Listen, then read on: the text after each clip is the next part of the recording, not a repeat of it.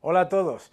Hoy vamos a hablar de algo que me habéis preguntado en muchas ocasiones. ¿Qué porras es esto que hace el Banco Central Europeo? Todo esto de imprimir dinero. ¿Cómo funciona? ¿Cómo funciona esto de la expansión cuantitativa, que le ponen nombres así tan políticas no convencionales, le llaman, ¿verdad? Primero, no tan no convencionales, lo que se ha hecho toda la vida, ¿no? Pero bueno, vamos a ver cómo funciona. ¿Qué es lo que hace el Banco Central Europeo? El Banco Central Europeo parte de la base de que en el sistema de crédito, de financiación de la economía, hay un problema. Ese problema fundamental es que no fluye el crédito a las empresas, a las familias, y por lo tanto lo que hay que hacer es dejar que ese crédito, que la economía empiece a crecer de una manera más rápida, reduciendo el coste y aumentando la cantidad del dinero. Bien, entonces, ¿qué es lo que hace? Primero, sus armas de política monetaria. Primero, bajar los tipos de interés. ¿Por qué se bajan los tipos de interés? Primero, para que los operadores, los agentes económicos como usted y como yo, que tenemos dinero a lo mejor en depósitos o lo que sea, veamos que cada vez nos dan menos por ese dinero y por lo tanto intentemos ponerlo a trabajar. Las empresas, en vez de ahorrar, se dediquen a invertir, porque el dinero cada vez paga menos, los tipos de interés son ya cero. Bien, ¿qué otra cosa hace? Aumenta la masa monetaria. ¿Qué significa eso de aumentar la masa monetaria? En realidad lo que significa es crear artificialmente crédito. ¿Cómo se hace? Bien, el Banco Central Europeo se endeuda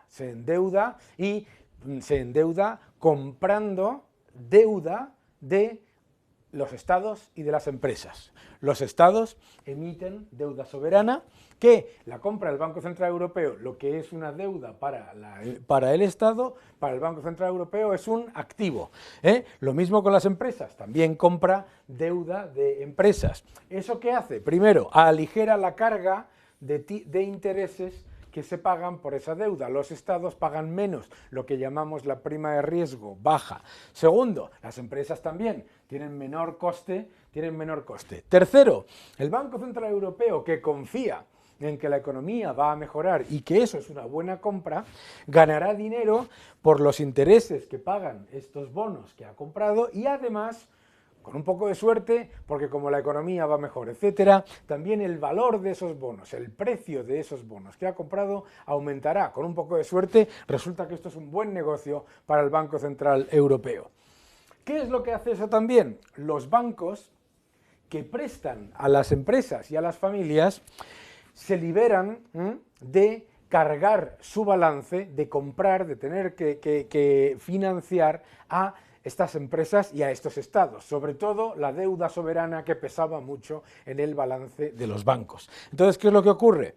Al transferirse al Banco Central Europeo, los bancos pueden aumentar el crédito para las pequeñas y medianas empresas y para las familias. Bien, como además ha bajado la prima de riesgo, este crédito a pymes y a familias va a costar menos dinero.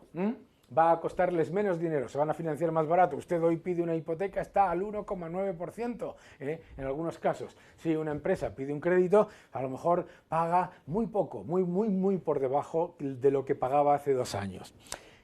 Todo esto es una buena idea, pero tiene un problema. ¿Cuál es el primer problema? El primer problema es el problema de diagnóstico.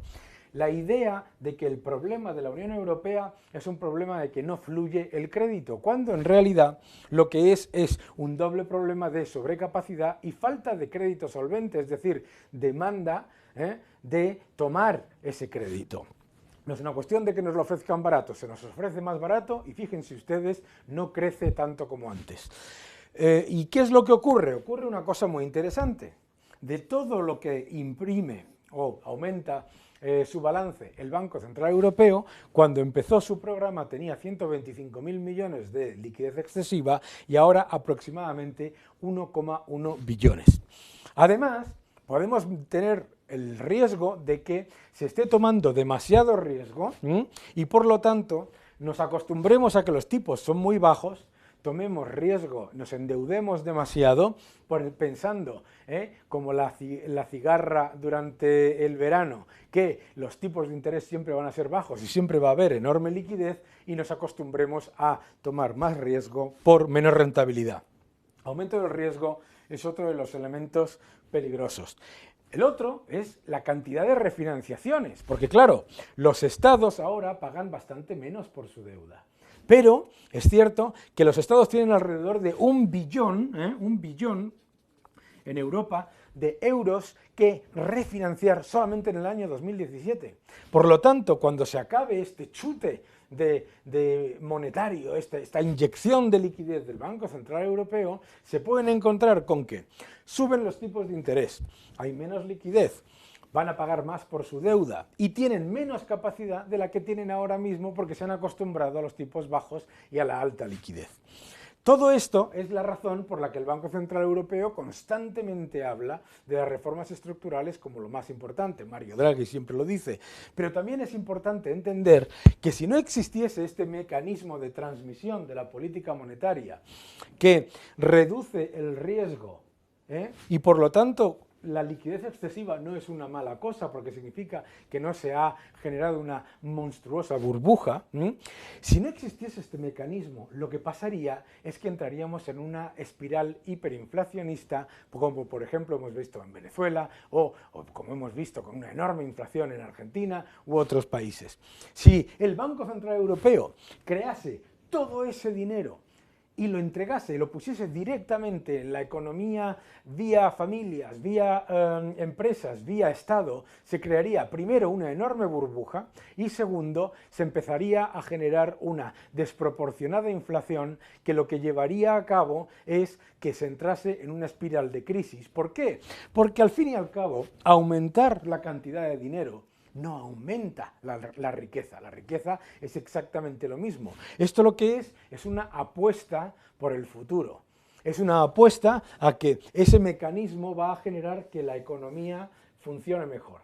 Otra cosa es que no lo haga, pero desde luego por lo menos se evita el incentivo perverso de destrozar la moneda, hundir la economía vía inflación y repetir lo que ha ocurrido durante tantas veces en los últimos 600 años, que es pensar la idiotez de que creando dinero se crea riqueza. Este es un proceso que se llama expansión cuantitativa, pero que tiene fecha de caducidad. Todos los estados, todas las empresas y todas las familias deberían ser conscientes de ello. Muchas gracias.